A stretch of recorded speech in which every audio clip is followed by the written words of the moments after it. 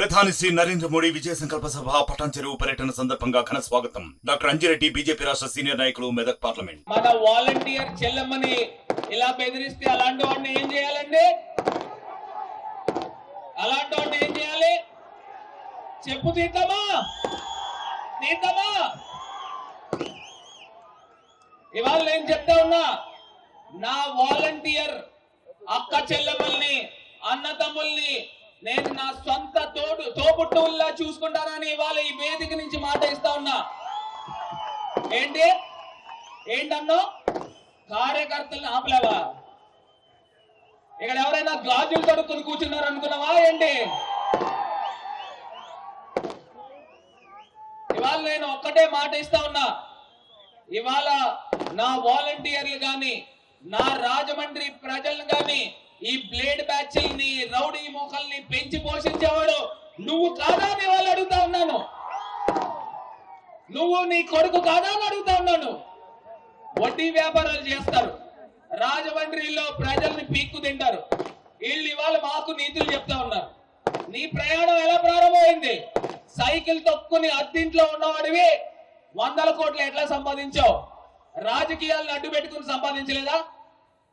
ప్రతిదీ చేసిన కార్యక్రమం ఏంటి? ఎక్కడికి వెళ్ళండి, వడ్డీ వ్యాపారస్తుడు మైండ్ సెట్ ఎలా ఉంటుందండి? ఎలా ఉంటది? నేను వడ్డీ వ్యాపారాలు చేయొద్దని నేను చెప్పట్లా, కాకపోతే వడ్డీ వ్యాపారం చేసేవాడు ఎమ్మెల్యేలుగా, ఎంపీలుగా కాకూడదని చెప్తా ఉన్నా. నీకు 10 లక్షలు ఇచ్చాడు అనుకోండి అప్పు, వడ్డీ వ్యాపారస్తుడు రోజు పొద్దున్నే దేవుడికి దండం పెట్టుకుంటాడు. ఏమని? వడ్డీ రావాలని కాదు, వడ్డీ కట్టకూడదని. వడ్డీ కట్టకూడదు, ఎందుకంటే మీ ఆస్తి ఒక 10 లక్షలు అప్పిస్తే 50 లక్షల రూపాయల ఆస్తిని తనగా పెట్టుకుంటాడు.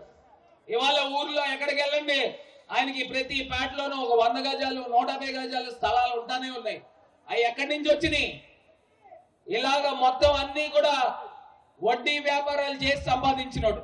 మరి అలాంటి వాళ్ళు ఇవాళ మనకి రాజకీయాల్లో ఎమ్మెల్యేలుగా అవసరమా అని అడుగుతా ఉన్నా. అవసరమా అడుగుతా ఉన్నా. నేను ఇవాళ ఒకే ఒక అంశం చెప్తున్నా. మీరు ఆశీర్వదించారు, జగనన్న ఆశీర్వదించాడు, దేవుడు దయతో ఇవాళ నేను ఎంపీగా అయ్యా.